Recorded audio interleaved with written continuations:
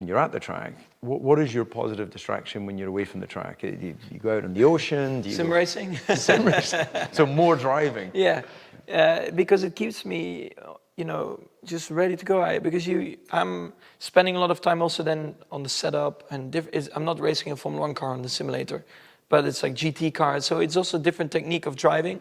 So I just keep testing myself, and especially, these sim drivers, they're so quick. It's very interesting to see them drive because they have no real experience of a car. But somehow when you look at how they're braking, how they're going throttle, it is how it should be. So it's very interesting for me, to then compare myself to them because they're naturally quick on the sim. I'm naturally quick in real life. And then for me, that's another motivation because I know whatever, I'm confident that when I jump in a real car, I'll be quick.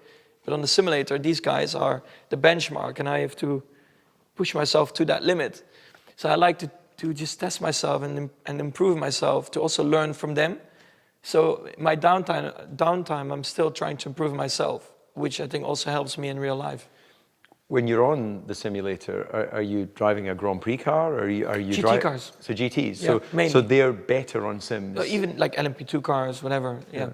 And you have your own team, or you're part of a team? Yeah. What is the team called? Team Redline. So we have a lot of drivers, and they're also there. We had an amazing year. We've won basically almost everything within the sim racing community. So that was also a lot of fun to be part of because I was having a good time on track, of course, winning in Formula 1, but also sharing these moments with them, and actually also sometimes being part of the lineup, winning these races. It's just amazing because it's the same. You're also pushing flat out. You need to take it seriously.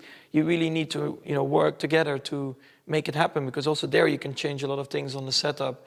And then it's all about preparation, strategy as well, because when you're doing a 24-hour race around the Nordschleife, it's quite tough. It's crazy, David, when you hear them talking about sim. I know, I don't like driving a sim. I can't do a lap without dizzy. crashing. You get dizzy? I get dizzy. And he is so involved and so motivated to be the same as he is for Formula 1. He's on the sim. Well, even during the F1 weekends, when I jump out of my car, I would be on Discord, like texting the guy, hey guys, like how's it going if they would have a race, or like keep me updated with setup things, ideas to try, all these kind of things. Yeah. So this is your positive distraction when Yes. you go there. One thing I'm really curious is, and you said it there, when you jump in the real car, you can drive it to its limit. You've, through what you've explained there, acknowledged that some of the simulator drivers are maybe a little bit quicker than you or better than you for whatever reason. It takes me a little bit longer to be really competitive, that's for sure. So how does that psychologically work for you? Because on one hand, you're there as a professional Grand Prix driver, owning the moment, knowing you're the quickest guy out there.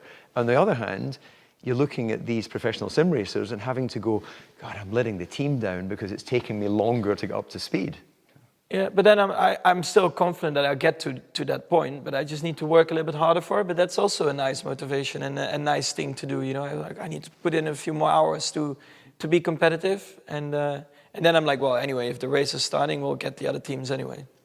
A few more hours. A few more hours. Well, 40 hours of preparation for a 24-hour race. I think it's a 50. It's 40-50 hours of preparation because I want to win. Whatever I do, I want to go there not to look like an idiot. So when I'm on the simulator, I'm also flat out.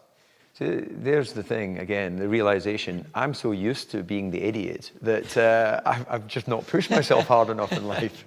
It is fascinating. So look, if we get a bit more into the season-specific highs and lows,